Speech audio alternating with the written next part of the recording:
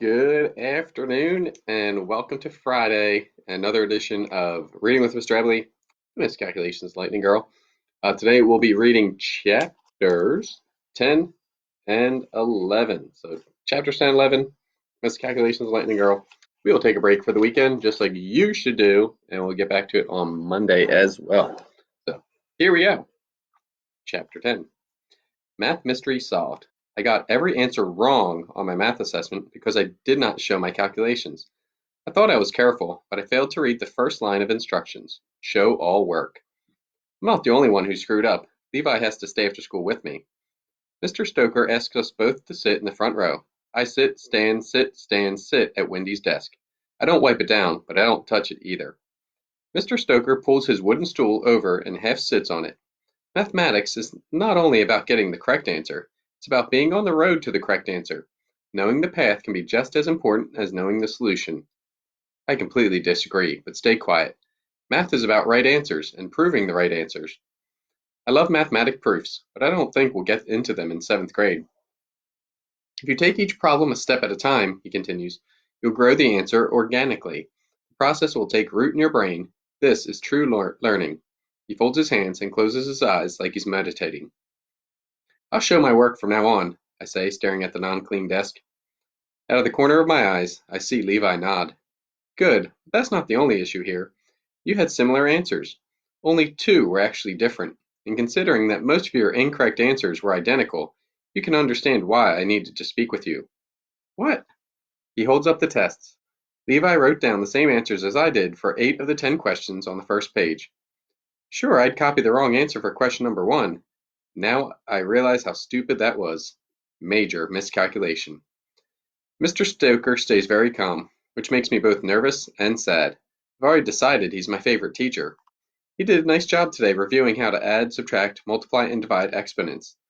Not hard concepts, but he got really excited and he gave us M&Ms. So who borrowed answers from whom and why? He asks. This was not for a grade.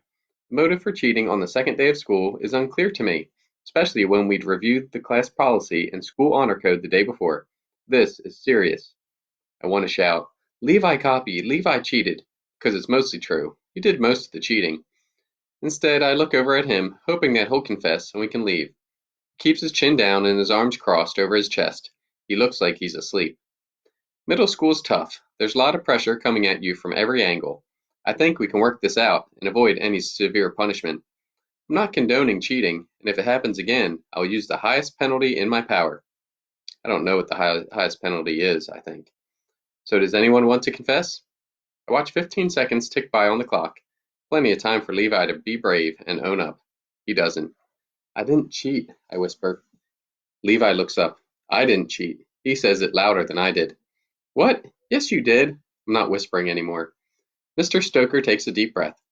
I'm going to step into the hall so you two can talk for a minute. He grabs a water bottle off his desk and leaves us alone.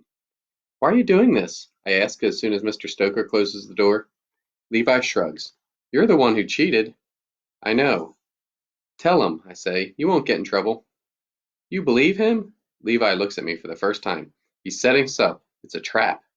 Just like Admiral Akbar would say. It's a trap. Star Wars. It's not a trap. Not that I would know what a teacher's trap would look like. Levi shrugs. If we both stay quiet, what can he do? I don't want to think about what he can do. Maybe I'll get kicked out of middle school my first week. Maybe that isn't a bad thing. Then Levi says, you didn't cover your answers. You put them right out where I could see them. When you were done, you didn't even turn the test over on your desk. I thought you were sharing. What? Why would I share? I definitely wasn't sharing. I have a pain in my head thinking this could all have been avoided if I'd flipped my paper over.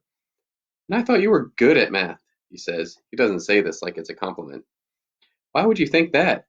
I don't like touching people, not even shaking hands, but I want to slap Levi at this moment. I can't believe I'm having violent thoughts. Middle school is turning me into a monster. You said it at lunch the first day. I didn't mean, whatever. Please tell him the truth. Math class is the only not awful part of the day. Mr. Stoker thinks I'm a cheat. It could ruin those 50 minutes. Levi leans over and pulls something from his backpack. It's a camera. He aims it at me and takes a picture. I throw my hands over my face a second too late.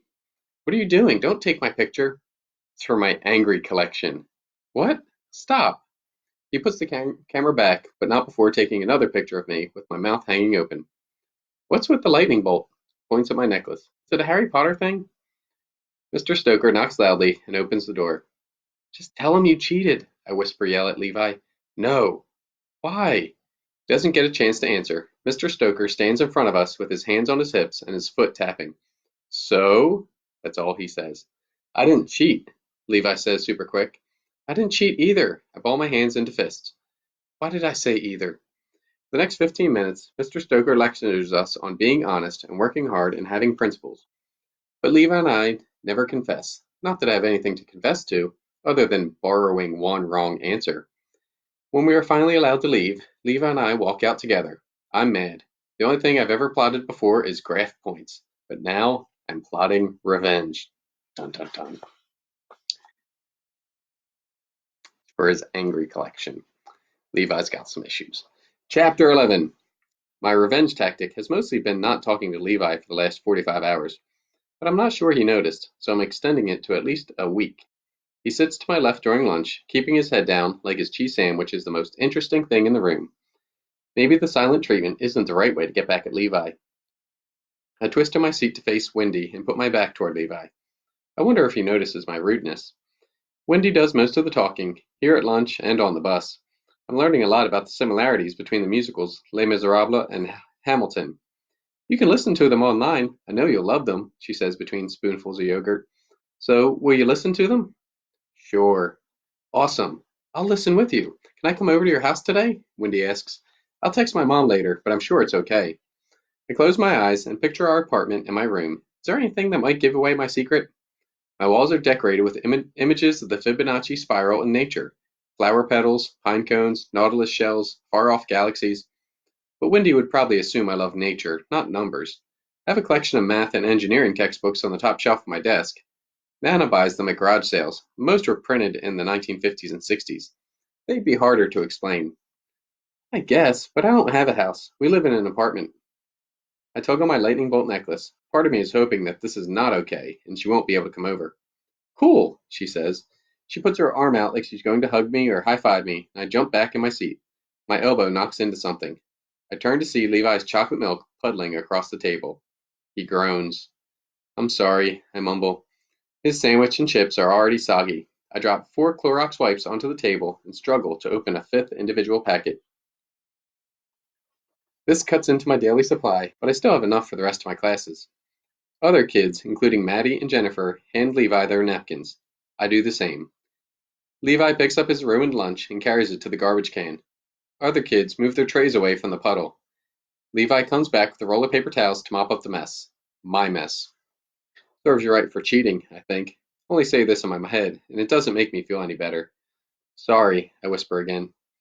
It was an accident, Levi replies. The brown paper towels aren't exactly super absorbent. It's just like our paper towels. He needs half a roll to soak up the milk. When the table is finally clean, Levi sits down. Then he pretends to bite into an invisible sandwich. The kid across from him laughs. Then Levi peels an invisible banana and pretends to eat it. More kids are laughing. Enough of the mime act, Maddie says, but not in a mean way. She's laughing too. Then she reaches into the small handbag that she carries across her body. Here, she says, and she holds out a couple of dollar bills to Levi. Go cream. Levi looks at the money. No thanks. I'll take it, another kid says. No, Maddie says. She shoves the bills into Levi's hand. Just take it. Then she turns to Jasmine, who is on the other side of her. Levi stares at the money for a second, then shrugs and walks to the food line. A minute later, he's back with Doritos and more chocolate milk. When he walks past Maddie, he says a quiet thank you. He doesn't even look in my direction.